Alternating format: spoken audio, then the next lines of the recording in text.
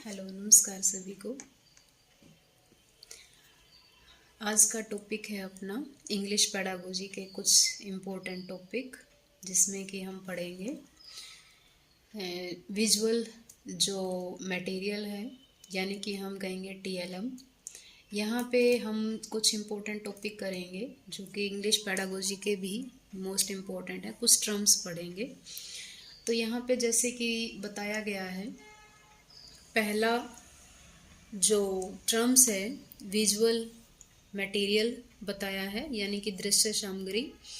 और यहाँ पे विजुअल का मतलब क्या है कि जो हम बच्चे को दिखाकर समझा सकते हैं, उसमें कौन सी सामग्री यूज़ की जा सकती है, मटेरियल कौन सा यूज़ किया जाएगा। जैसे कि अपना बोर्ड होता है, ब्लैक बोर्ड होगा, पैक बोर्ड होता है, मॉडल होता है, स्पेसिमेंट्स नमूने जिसको बोला जाता है, चार्ट होता है, ग्राफ, फोटोग्राफ यानी कि छायाचित्र जिसको बोलेंगे, मैजिक लैंटेन यूज़ की जाती है, एपिडिस्कोप यूज़ किया जाता है, स्लाइड्स यूज़ किया जाता है, बुलेटिन बोर्ड यूज़ किया जाता है, मैग्नेटिक बोर्ड यूज़ किया जाता है, कठपुतली पपेट जिसको बोलते हैं, cartoon, diagram, picture, flip book, episcope, overhead projector, ये सारे किस में आएंगे, ये आपके क्या होंगे, विजुअल आर्ट्स के रूप में यूज़ किया जाता है। यानी कि विजुअल्स जो है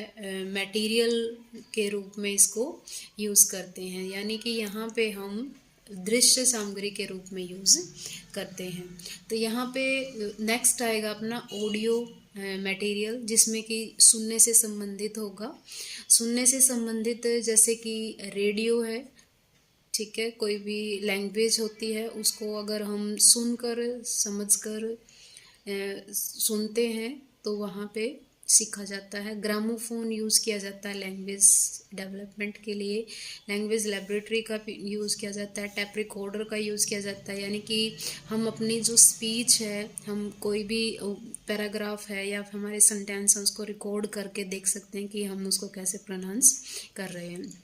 लैंग्वा फ़ोन का यूज़ किया जाता है, टेलीफोन कन्वर्सेशन है उसका यूज़ किया जाता है। नेक्स्ट है विजुअल ऑडियो मटेरियल, जिसको हम कहेंगे विजुअल ऑडियो, यानी कि दोनों साथ में यूज़ करते हैं। यानी कि हम इसको बोलेंगे जो मटेरियल यूज़ होगा, जो मटेरियल यूज़ किया जाता है उसके लिए हम विजुअल ऑडियो मटेरियल को कहेंगे। जैसे कि हम उसमें दृश्य श्रव्य सामग्री का प्रयोग करते हैं, जैसे कि टीवी है, टीवी टेलीविज़न है, वीडियो टेप है, सिनेमा है, फिल्म्स जो होंगी, मोबाइल होगा, टेलीकॉन्फ्रेंसिंग होगा, ड्रामा होगा, वीडियो कॉन्फ्रेंसिंग होगा, सीसीटीवी होगा और कंप्यूटर होगा। ये सारे विजुअल ऑडियो मटेरियल्स में यूज़ किया जाता है। यानी कि हम इसको अगर कहें जो हमारा मटेरियल होगा वो किस प्रकार का होगा, मटेरियल विजुअल ऑडियो के रूप में यूज़ किया जाएगा। नेक्स्ट है एक्शन मटेरियल, सहायक जिसको हम कहेंगे कि यानी कि कोई भी काम हम करके सीख रहे हैं, तो यहाँ पे कहीं टूर के लिए जो भ्रमण के रूप में यूज़ कर सकते हैं। कोई प्रिंटिंग मटेरियल है उसका यूज़ ध्वनि के साथ करते हैं। डेमोन्स्ट्रेशन डेमो जो दिया जाता है, और प्रोग्राम इंस्ट्रक्शंस अभिक्रमित अनुदेशन जिसको हिंदी में कहा जाता है, कोई भी प्रोग्राम के इंस्ट्रक्शंस होंगे, एक्सपेरिमेंट होंगे, प्रोजेक्ट होगा, ये सारे किस्में होंगे। एक्टिविटी जो एक्शन किया जाएगा उसकी जो हम कहेंगे कि कोऑपरेटिव मटेरियल यूज़ करते हैं, सहायक मटेरियल यूज़ करते हैं। नेक्स्ट हम करते हैं इसमें इंग्लिश पेडागोजी की कुछ इम्पोर्टेंट वोकैब होती है, जैसे कि लैंग्वेज लर्निंग है, लैंग्वेज एक्विजिशन है, स्किल कौन से होंगे, LSRW जिसको हम बोलेंगे लिसनिंग स्किल होगा, S से लिसनिंग होगा, L से S से स्पीकिंग होगा, R से रीडिंग होगा और W से राइटिंग होगा।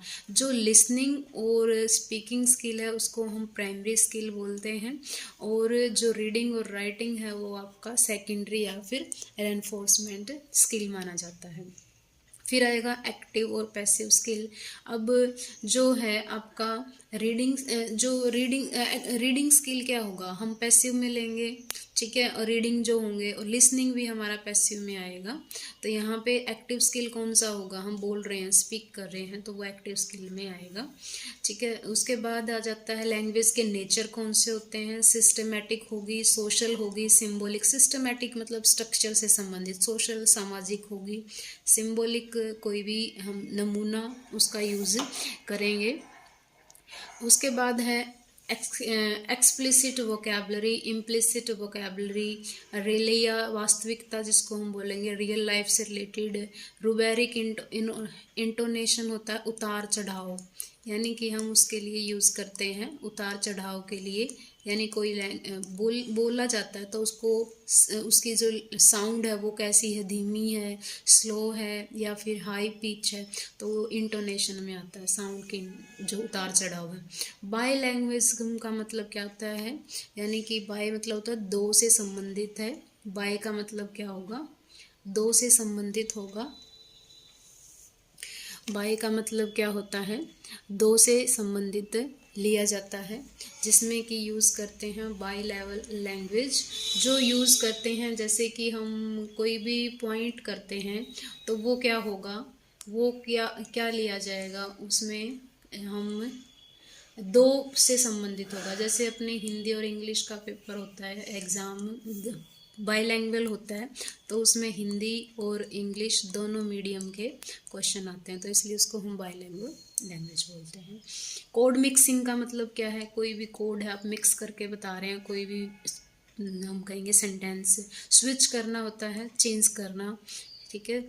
Bottom up reading, top down reading, जैसे हम पैराग्राफ पढ़ते हैं, कॉम्प्रीहेंशन करते हैं, उसमें कॉम्प्रीहेंशन में ये यूज़ किया जाता है बॉटम अप। बॉटम अप का मतलब क्या होगा, टॉप डाउन। टॉप डाउन हम कॉम्प्रीहेंशन में यूज़ करते हैं क्वेश्चन आंसर सॉल्व करने के लिए। उसके बाद है अपना, जैसे कि हम यहाँ पे पॉइंट लेते हैं रेमेडियल टीचिंग। रेमेडियल टीचिंग क्या होगा, आरटीपी। आरटीपी हमारी जो है फुल फॉर्म के रूप में यूज़ करते हैं, जिसको हम कहेंगे आरटीपी की फुल फॉर्म है रेमेडियल टीचिंग। डायग्नोस होता है निदान, निदान के रूप में इसको यूज़ किया जाता है। क्रिटिकल थिंकिंग क्या होगा, यानी कि हम चिंतन से संबंधित लेंगे, ठीक है, तार्किक चिंतन जिसको हम कहेंगे। कोड स्विचिंग क्या होगा, नोट टेकिंग, नोट मेकिंग बनाना, यानी कि हम मेकिंग नोट्स बनाते हैं।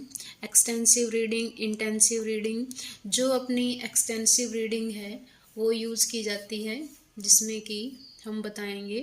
एक्सटेंसिव का मतलब क्या है कि हम उसको बाहर मतलब ऊपरी ऊपरी सतह पर पढ़ रहे हैं, उसको हम कहेंगे ऊपरी सतह पर पढ़ा जाना। और जो आपका एक्सटेंसिव इंटेंसिव रीडिंग होगा वो आपका डीप होगा, इसको हम क्या कहेंगे, डीप रीडिंग बोला जाता है। उसके बाद हमारा नेक्स्ट पॉइंट आएगा जिसको हम कहेंगे कंस्ट्रक्टिविज्म। कंस्ट्रक्टिव का मतलब होता है संरचनात्मक। मल्टी लैंग्वेज का मतलब क्या है कि आप हिंदी, इंग्लिश, पंजाबी, मराठी, ये सारी लैंग्वेज आप सीख रहे हैं। रेनफोर्समेंट क्या होगा, रेनफोर्समेंट बाह्य हो सकता है, पुरस्कार हो सकता है। अब स्कैनिंग का मतलब क्या है, स्कैन कर रहे हैं आप, डीप पढ़ रहे हैं, कोई भी हम चीज़ पढ़ते हैं वो डीप पढ़ा जाता है। और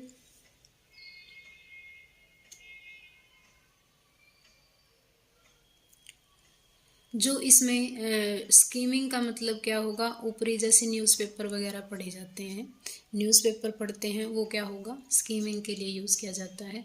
रिसिप्टिव स्किल और प्रोडक्टिव स्किल का मतलब क्या है, जो यहाँ पे रिसिप्टिव स्किल आएगा, रिसिप्ट का मतलब होता है रिसीव करना, किससे करेंगे, लिसनिंग से करेंगे और रीडिंग से करेंगे, तो ये तो रिसिप्टिव स्किल आ गया। और जो आपका स्पीकिंग और राइटिंग होगा वो आपका कौन सा आएगा, स्पीकिंग और जिसको हम कहेंगे स्पीकिंग और रीडिंग राइटिंग, वो आपका क्या आएगा, प्रोडक्टिव स्किल में आएगा।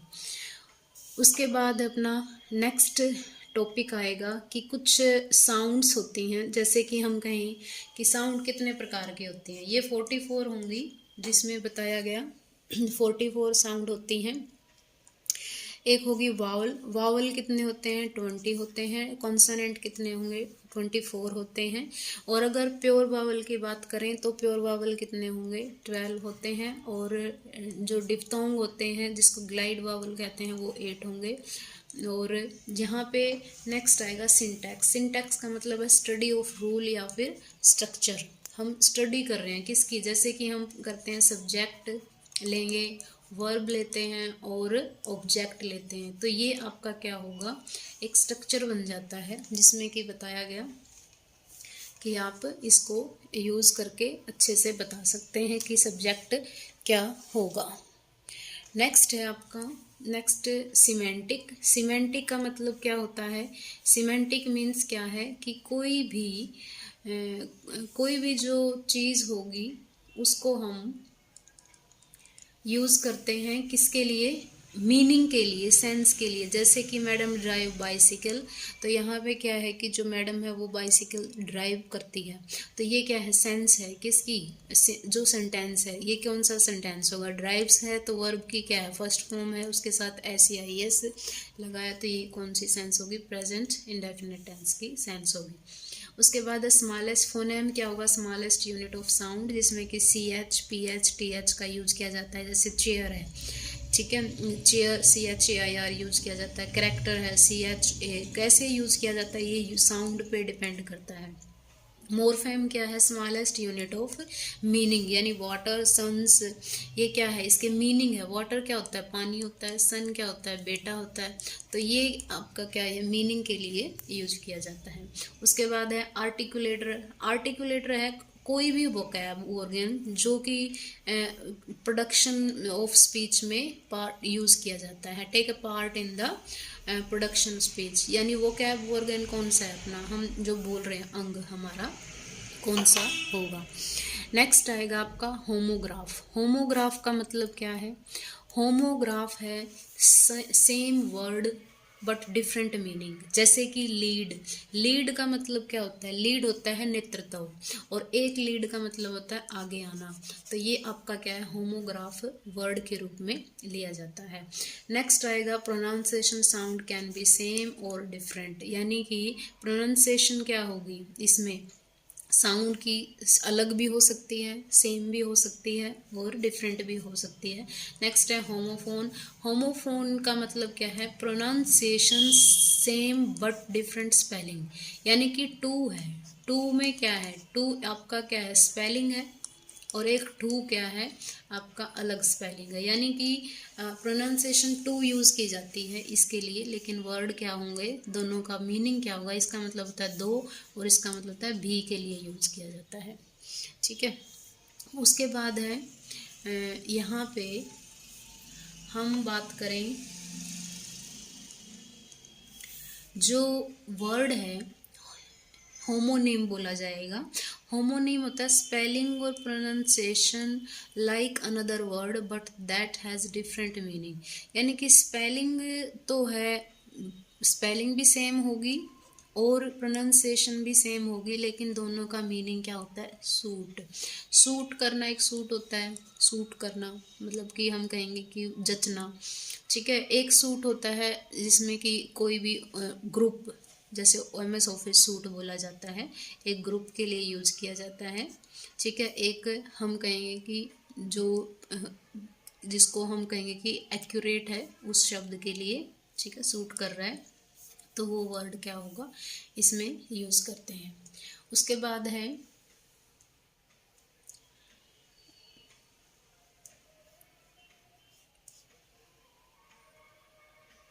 नेक्स्ट आएगा आपका पैराग्राफिंग, पैराफ्रेजिंग जिसको हम बोलते हैं। पैराफ्रेजिंग क्या है? जैसे कि हम कहते हैं फॉर्मुलेटिंग। फॉर्मुलेटिंग का मतलब है यहाँ पे कि बनाना, फॉर्मुलेट करना someone else idea in your own word, यानी किसी के जो आइडिया हैं, किसी के विचार हैं, उसको अपने शब्दों में व्यक्त करना, एक्सप्रेस करना, उसको हम कहेंगे एक्सप्रेस करना। तो ये क्या बन जाएगा? पैराफ्रेजिंग।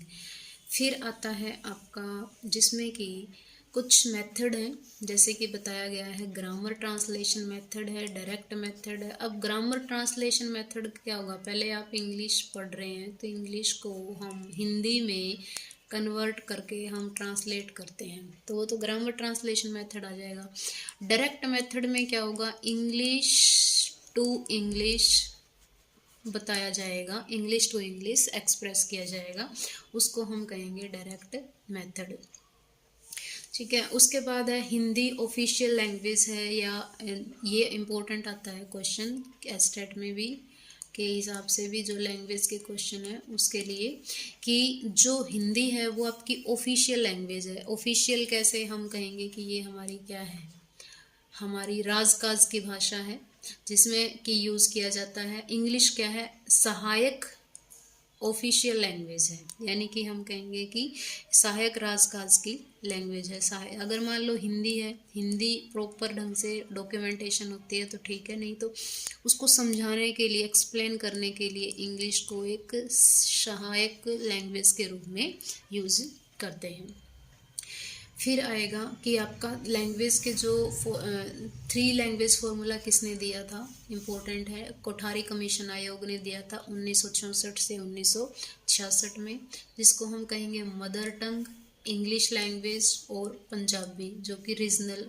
मदर टंग कौन सी होगी, रीजनल लैंग्वेज होगी, क्षेत्रीय जो बोली जाती है। उसके बाद है कुछ इम्पोर्टेंट फुल फॉर्म जिसमें कि यूज़ करते हैं।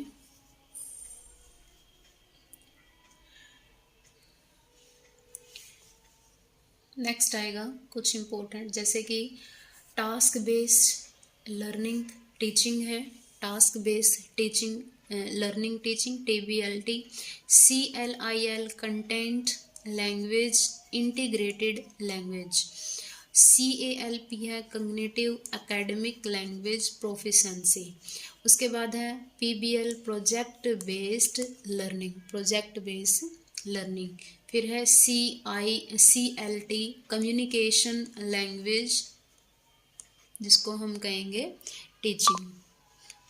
फिर है IBC inquiry based communication, inquiry based communication.